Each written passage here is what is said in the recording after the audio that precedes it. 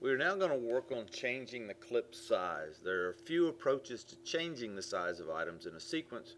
By default, items added to a sequence are displayed at 100% of their original size. If a clip image size does not match the sequence frame size, it may be cropped by the edge of the sequence frame, or there may be black space around it. There are several ways to adjust clip image size in a sequence.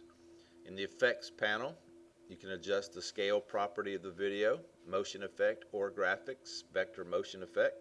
You can right-click the clip in a sequence and choose Set to Frame Size. You can right-click the clip in the sequence and choose Scale to Frame Size.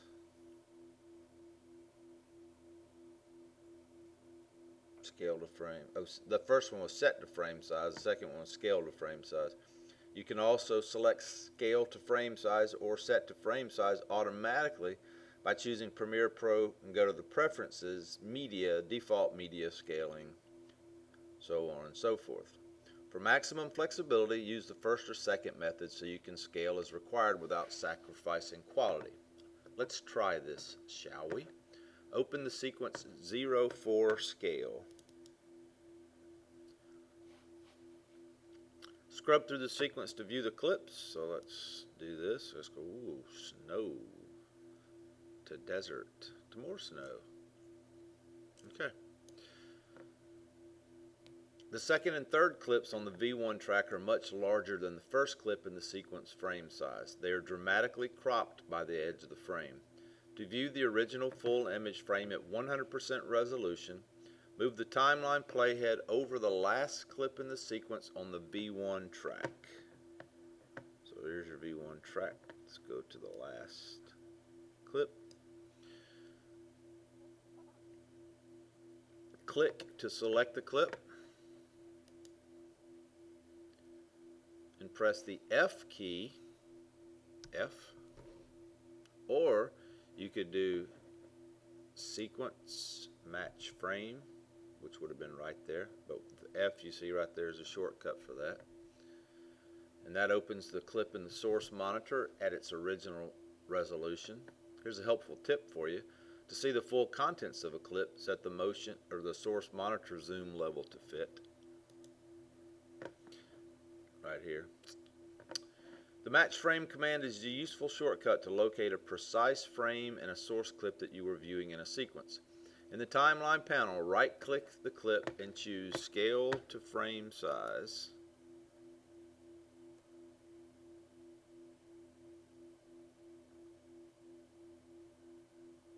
Scale to Frame Size. That one right there. This conveniently scales and resamples the image to fit the sequence resolution. However, there's an issue. The clip is full DCI standard 4K, a lot of words, with a resolution of 4096 by 2160, and that's not a perfect 16:9 image.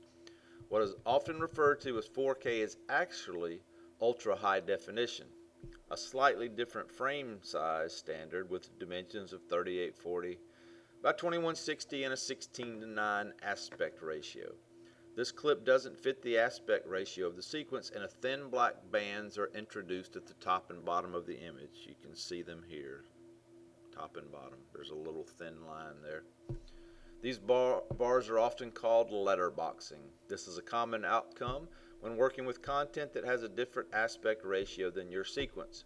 There's no easy way around it. It's time to make a manual adjustment. I'm sure as you've watched your Netflix shows or whatever shows on your TV at home, you've seen those black lines above and below. So we're going to right-click the clip, and this time we're going to select Set to Frame Size. Set to Frame Size.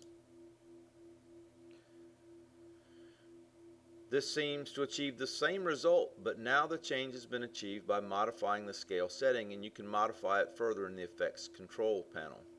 Choosing Set to Frame Size automatically deselects Scale to Frame Size. With the clip still selected, open the Effects Control panel. The scale setting has been automatically changed to 31.3%. You see it right there. That's to fit the image in the sequence frame. Use the scale setting to adjust the clip's image size until it fits the sequence frame without showing letterboxing. A setting of 34% should work. So let's click right there and we'll type 34. Ooh, look at there. You can adjust the position settings to reframe the shot if necessary. When clip and sequence aspect ratios don't match, you'll have to choose how to resolve the mismatch. Letterboxing, pillar boxing, which is black bars at the sides, cropping, or changing the aspect ratio of the image by deselecting the uniform scale option in the effects control panel. Alright, we are now going to work on animating clip side changes. In the previous example, the clip image had a different aspect ratio compared to the sequence. Now let's try another example. This time you'll animate the adjustment. Position the timeline playhead over the first frame of the second clip in this at 5 seconds.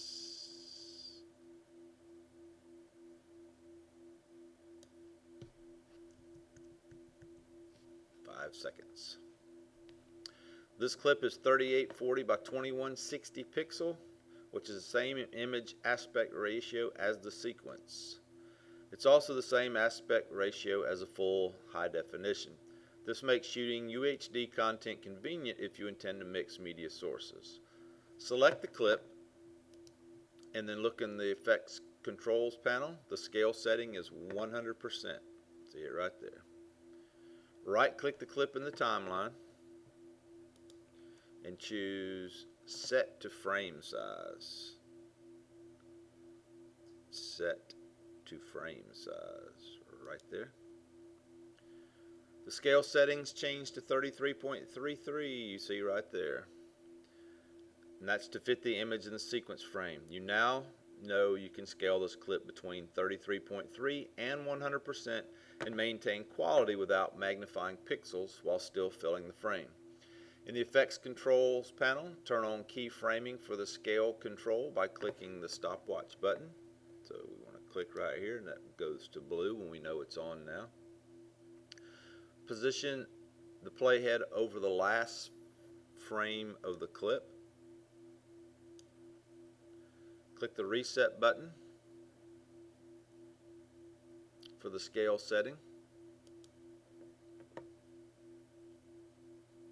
Scrub through the clip to see the results.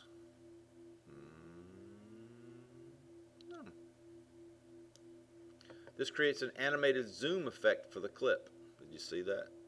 Did you see it? It zoomed in.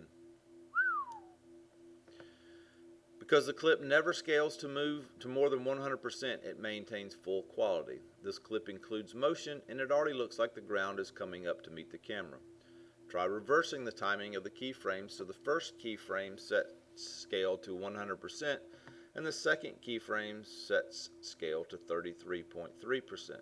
To switch the settings, drag the keyframes to each other's positions in the effects control panel timeline or change the setting for these keyframes in their current position.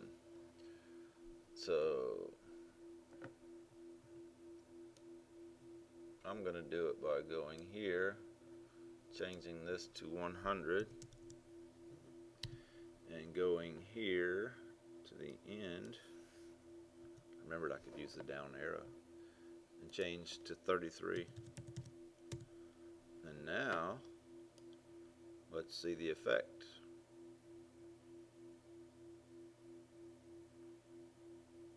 Okay. This result is reminiscent of the famous dolly zoom effect. Use the undo command to restore the timing. So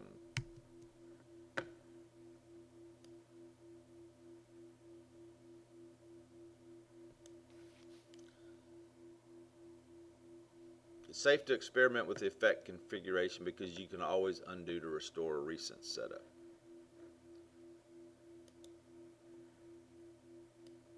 Alright. Turn on the track output option for the V2 track. V2.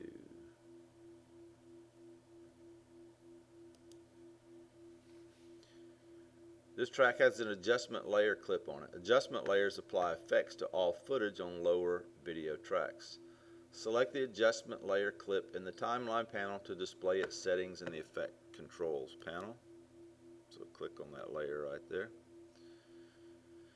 A brightness and contrast effect has been added. You'll learn more about that in lesson 12. So let's play the sequence. You may need to render the sequence to see smooth playback because some of the clips are high resolution and will take a lot of computer processing power to play.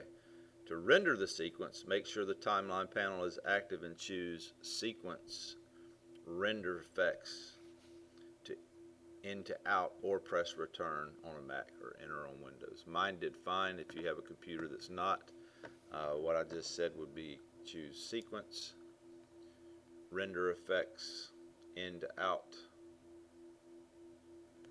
So that's where that would be. But mine did fine. If yours didn't, then you would need to do that. Great time to end this video. Save your progress. File and save.